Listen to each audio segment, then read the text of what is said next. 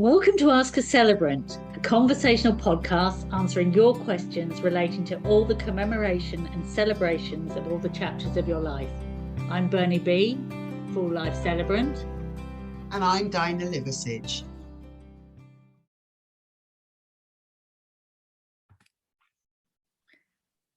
Hello everyone, and welcome to episode 5 of Ask a Celebrant. I'm Bernie, the alternative celebrant, and I'm here with Dinah Liversidge, the grateful celebrant. And we are today talking about loss of our four-legged companions. What we have, when we talked last week about different ways to memorialize and remember lost loves, we didn't talk about our four-legged companions, and I think that was a bit remiss of us, we did actually mention that this was a subject that would be multiple episodes, and I think based on what we have been asked and things that have happened in the last few weeks, now seem like a really good time to talk about how important and what an impactful part of our lives our companions, non-human companions, can be, and when we lose them, how devastating and life-changing that can be, not just for us but for our extended families. Now, I'm going to leave a lot of the conversation today to Dinah, because sadly Dinah had a huge loss in her life recently of her beautiful family companion Branston, and what that has made us realize is how that impact affects every single member of the family in a very different way. So Dinah, I am so sorry still for the loss of Branston. I can't imagine losing him, because I met him quite a few times, and he was an absolute joyful and really important member of the Liversidge household. So yes. Yeah, thank you, Bernie. He was this massive character in a very, very little dog. Branston was a Bavarian mountain hound, so he was all ears and paws when we got him as a puppy. And we had him in our family for 16 and a half years, which is a really long time.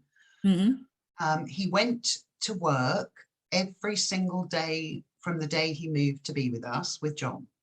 Mm-hmm. So John, before we moved to Wales, was a roofer. He worked for himself, and Branston would go with him in the van. And they spent 9 or 10 hours a day together, the two of them. Mm-hmm. Often driving around in horrible traffic in London, and every opportunity they got out in the wilds walking. They adored walking, and Branston adored John. Mm-hmm. And I always knew they had a bond, but watching the impact it's had on John, losing Branston, has been, for me as his wife, has been really tough. Yeah. We spent the first 2 weeks after Branston died, we basically spent the first 2 weeks not stopping. Mm-hmm. Because if we stopped for too long, you could see he felt complete overwhelm. Mm. And for John, his coping mechanism when things are falling to pieces is usually to fix them. He's a fixer. And as you know, I've had lots of illness in my life, and he's always been the strong one, the one who gets it sorted, the one who gets me home and gets me well. Mm-hmm. You can't do that when the thing you're talking about is death. Mm. And so Branston got very ill very suddenly, and we had to call the vet, who I must say was just wonderful. And bizarrely, literally about 3 weeks before this happened, I had read an article written by a vet. Talked about the saddest thing as a vet is when an animal comes to the end of its life and the owners bring them to us, and we have this gift that we can give our pets of we know your quality of life has gone, we're going to help you to die with some dignity and still without being in terrible pain. And many of us wish laws would allow us to do that for our human loved ones a bit better, but we can do it for the animal. But what's so tragic, vet said, was that then the owner, who is overwhelmed, leaves. And Yeah. this animal is very scared and it can be very traumatic. And I carried that and thought, well, I must therefore be with Branston. And I was. And it was hard on me, but I am very grateful I had read the article, because I cuddled him and I was with him and he knew he was loved. Mm. And John was with us right up until the last couple of minutes when I suggested he go, because I could feel his grief. You know, it was very heavy. So he has carried that, and even now, and it's been about a month, I think, we're just not talking about him. And he's buried under a beautiful oak tree in the garden, and John covered it with big, beautiful, natural rock crystals. And I see him every day, at some point during the day, go and stand under that tree. And he's just standing there. And some days he's there for a minute. A couple of days ago, he was there for about 10 minutes. And I just give him the space. And we don't talk about it. And he's dealing with this in a way that says to me, John has lost his best friend. Yeah. How do we allow people to do that? Well, we do that by honouring the way they want to grieve. Absolutely. Now, the totally different version of what's going on with the grief for Branston is my mum-in-law. So not everybody listening will know, my mum-in-law, who's 84 now, lives with us, but in her own mobile home in the woods. What a place to retire. It's gorgeous. And John's father died about 7 years before we moved here. So mum's been on her own, but always had a dog. And when we moved here, Branston, who at that time was already 8.5 years old, became the proof that you can teach an old dog new tricks, because we knew she felt a bit scared and isolated. So we started sending him over to her at about 5 o'clock in the evening.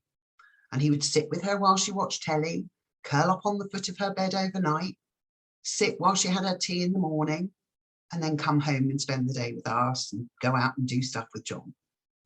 So suddenly she had this very important relationship, which was this beautiful dog who spent the evening with her. It was a bit like having a grandchild, because it was none of the hassle. She didn't have to take him to the vet, didn't have to clip his claws, didn't have to deflea him, you know, all that stuff. She just got the cuddles, which is perfect, as it should be. Well, she is grieving in a totally different way, which is every single time she sees me, she bursts into tears. Every time she looks at where we buried Branston, she bursts into tears. Every time she hears a dog barking, which we hear because we're near an area where people walk their dogs, she bursts into tears. And last weekend, she said to me, I think I'm being really a bit of an idiot. And I said, why would you say that, Mum? She said, because I just can't stop crying. And I don't get it. And I said, well, what do you think is making you cry? And she said, well, you're going to laugh at me. I said, I doubt it, Mum, but tell me why do you think I'll laugh at you? She said, because we're talking about a dog. She said, the hole he's left in my life is enormous. I've had dogs all my life. I don't understand. Why am I feeling this upset all the time? We sat with a cuppa and we talked it through. And my take on it was, he became your companion, Mum. He was here when you were getting to learn about a new community. You didn't have any friends yet. You didn't know what life here was going to be like. She's always lived in cities. And he was your constant and your friend. And when you didn't have anybody else to talk to, who did you talk to? She said, oh, I used to talk to him all the time. And I said, so why does that feel silly? And she smiled and she said, no, you're right. It's like I've lost a really, really dear friend. And the honest answer to that is because she has. Yeah. And I don't ever think you need to justify your grief to others. No, whatever it is, whatever it is, whoever it's for. Exactly. And I also think we do this to ourselves a little bit, because Mm. we think, just like we do with everything in life, we compare. And we say things like, oh, I can't make a big fuss about a dog. You lost your mother, partner, child, friend. Like somehow there's a scale. Yeah. Where my grief isn't as important as yours because it wasn't some, terrible tragedy. But in your world, it is a terrible tragedy. Yeah. And you don't have to compare it to anybody else. Yeah, you don't have to validate it on a scale. That's the thing. I mean, we'd say that about people suffering if they're in pain. It's like saying, well, I mustn't complain about my pain because this person has had this and they're far iller than I am. So I feel really fraudulent moaning about my back. But it's not competition, and it's not, and it doesn't invalidate it. Your pain is as valid, your grief is as valid as anyone else's, irrespective of theirs, and absolutely.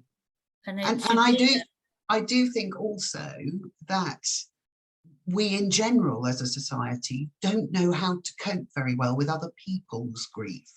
No, we don't. So we don't say, there's that beautiful Winnie the Pooh cartoon, and forgive me, I won't get the exact words, but roughly, Pooh is feeling very sad, and Piglet says, do you want to talk about it? And Pooh says no. He says, do you want to do something else? And Pooh says no. And Piglet says, do you just want me to sit here? And Pooh says, yes, please. Yeah, we just have to hold space. I mean, that's my it's one of my favorite phrases, is this idea of exactly that, holding space. So informing somebody that you are aware that they're grieving and suffering, that they may not want to discuss or do anything, but you are there and holding the space for them whenever they need it.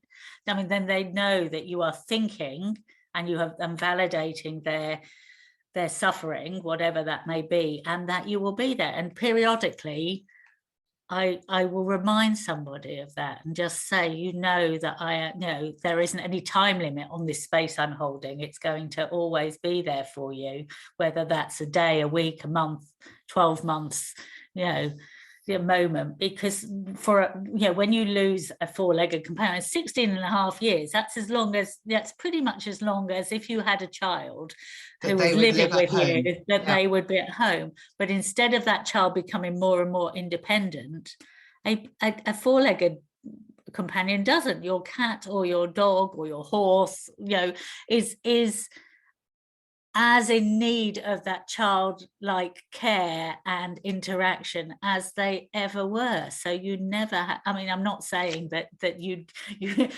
would grieve less. That sounds like I am for a child. Oh, no, it doesn't. Again, is that animal has been an integral part of every single day from the day that they were there, and the impact is mutual. And the difference also is that they show this unapologetic and what's the word? Unconditional. That is a word, but I was thinking of this like they have no they don't hold back at all about it. They're not hiding anything, because unself-conscious. Oh, gorgeous. Yes, that's the word I'm thinking of. They are completely unself-conscious. It's just completely honest. Everything every interaction an animal has with you is because they absolutely want to. It's not because they feel they need to. It's not because they feel obliged to. It's not for any other reason than it gives them pleasure and comfort, and that you matter to them. And so that's you're absolutely right, and so genuine. The other thing I've seen that's been very new for me with this is the impact it has on the other pets in the house. So yes, of course. We're kind of on a slight dodgy footing at the moment, because Pickle, yes, we had Branston and we have Pickle, and we have Lily. So we had Branston, Pickle, Lily. Thank you, Hannah. Pickle is 24. Pickle is a cat, and she is 24. And to be honest, Bernie, at the moment, John and I in the mornings are dreading getting up and realizing that Pickle is no longer breathing. She is very, very old. She is starting to show it. And the whole idea to me that we're going to lose her soon too is a slight overwhelm at the moment.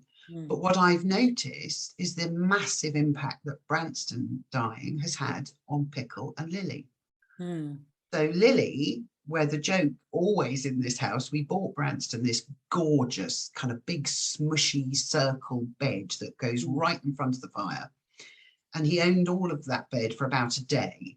And the minute he got off it for the first time to go over to Nanny, Lily got on it. So we ended up with two. And every day the same thing would happen.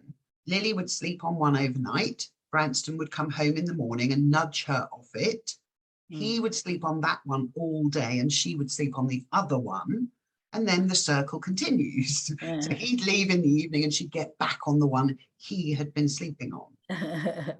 So we've discovered that they really were incredibly close. She now won't sleep anywhere except that bed.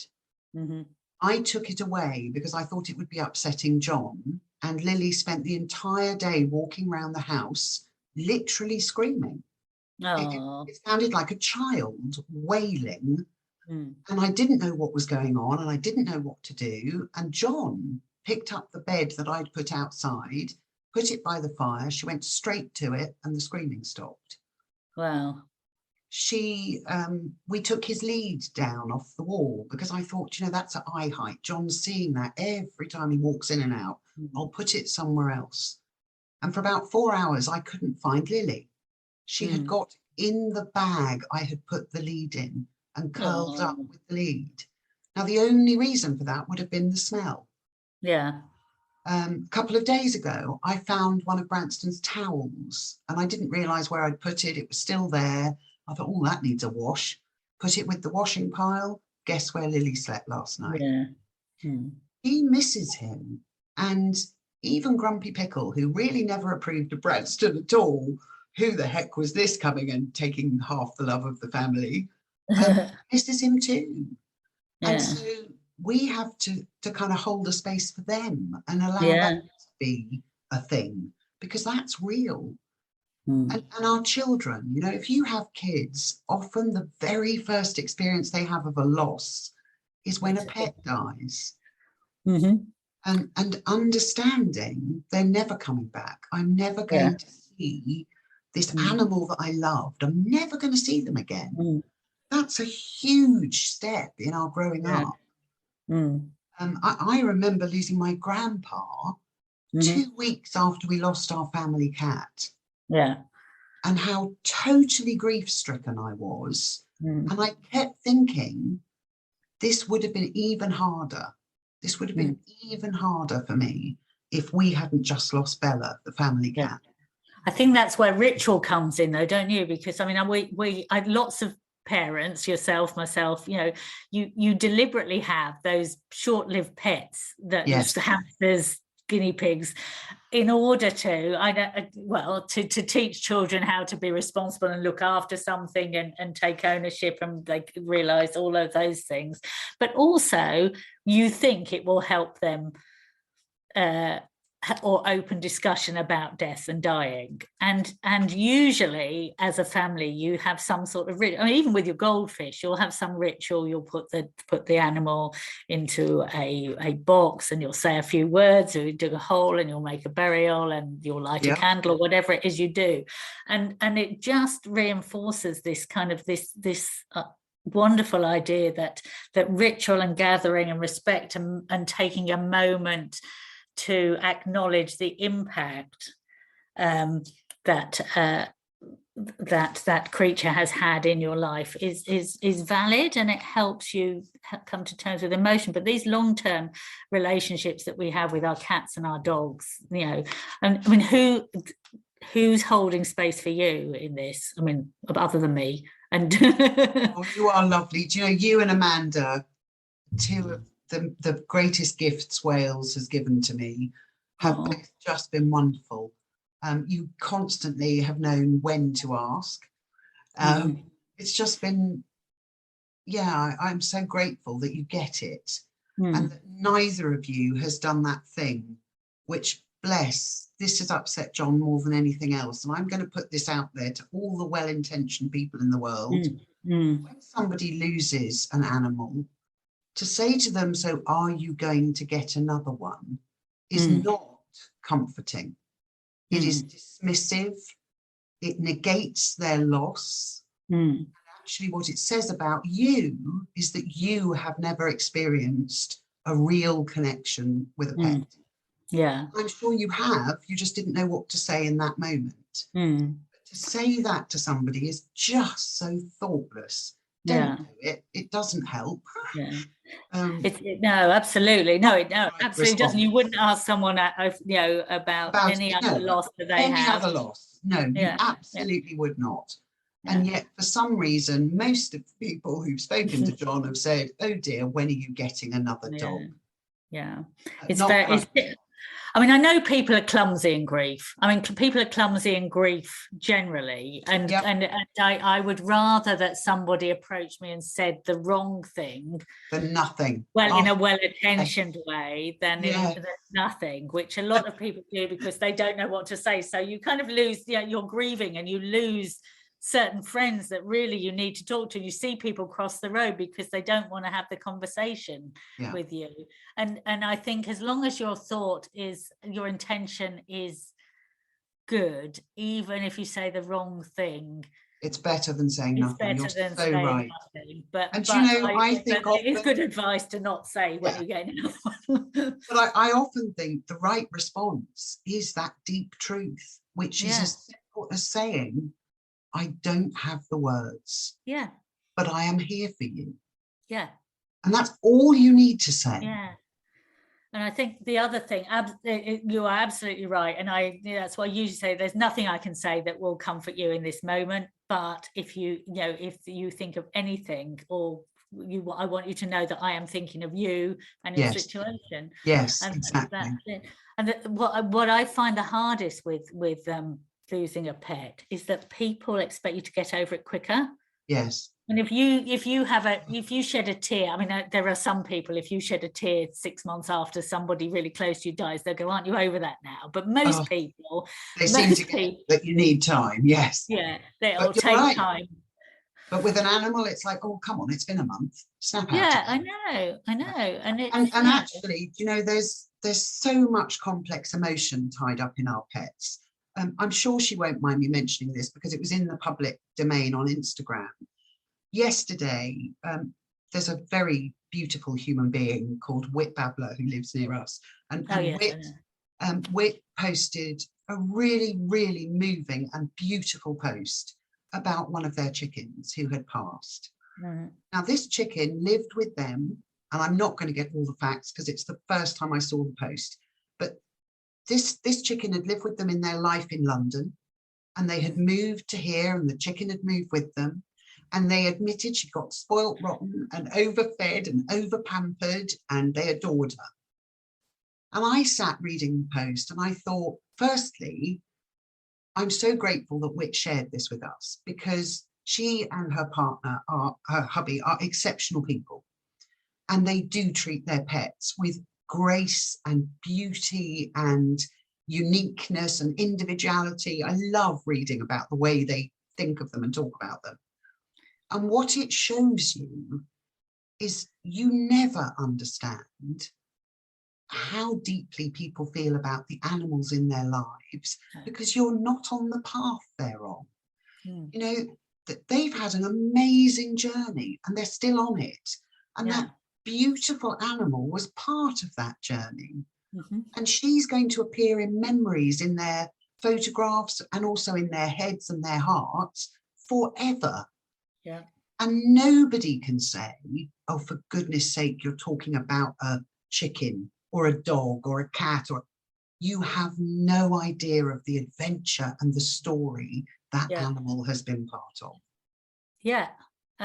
We are all unique, and our experiences are all individual, and all our experiences and our reactions to them are valid to us and matter.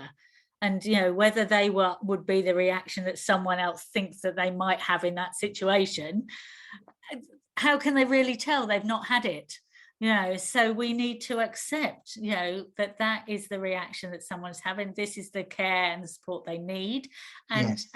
you know, for as long as they need it. And that might not be continuous, like with any level of grief. You might be fine 80-90% of the time, and then something tiny will happen, and it will doesn't mean you're not all right, but you'll shed a tear, or you'll have a remembrance, or you'll feel a bit melancholy, or you'll, you know, a year on, 2 years on, 10 years on, you know, when somebody else gets a new animal, or loses an animal, you will, you know, remember that the emotions will be drawn upon again. We had a Bengal cat called Thomas who died 2 years before we moved here. And my fabulous daughter Hannah had a beautiful painting done of him. I only put that up about 6 months ago. I couldn't put it on the wall.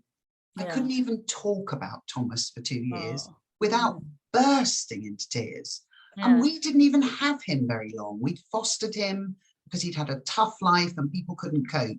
He was a Bengal and he was enormous. He was bigger than Branston, and the two of them adored each other, and they would play rough and tumble, and I'd say, oh, for goodness sake, the dog's killing the cat again. And John would go, listen to the noises. And it was the dog that was screaming. Because we had Doppel, our cat was a rescue. And he was supposed to be an outdoor cat. He had been born and lived wild on an industrial estate, which was being ploughed down, which is why one of our sons ended up moving here. And he said, look, you've got chickens, so you probably means you need a ratter, because you just do. He says, I've got a cat on this estate that I've spent 2 years feeding, so it will get close enough to me, and if I can get it close enough and put it in a cage, can I bring it? It can live in your shed. So that's what happened. And so Doppel came and lived in a shed. He was called Doppel because he was a doppelganger of their cat Jimmy. Gorgeous. And he lived in our shed for about a week, and then he decided that the house was much more comfortable. Wise cat. And yes. And he was really wary. I mean, he didn't really spend much time with anyone other than me, but he would sit on my knee, and he was with us 2 years, I think. And then I was with him. You said about, you know, when I took him to the vet because his liver failed, and he wasn't that old. He was probably 10, 11, 12 maybe. But he, you know, he'd had the toughest life. And he'd had the most beautiful retirement. Yes, gorgeous retirement at your place. Being spoiled rotten. Yeah, and he had to be put down sadly during lockdown, and so I cuddled him in the back of the car while the vet came out, and that's been so tough, hasn't it? But he was looking at me. He was looking at me the whole time that happened. Yeah, and lockdown, like with all other groups, it's been so tough on people because they haven't been able to do the things that they would normally do for their pets. And you and I both, as celebrants, we have, as part of our service package, we acknowledge and we'll do memorials and for pets as well, won't we? Because there is that, you know, people need it. They need those moments to remember their animals. They really do. And we were going to mention, I think we've got time to kind of end with, there are some really beautiful little memorials and ways to remember your pets. I went onto Etsy and very quickly found, well, firstly, the most beautiful slate hand-carved marker for Branston that we've put where we've buried him.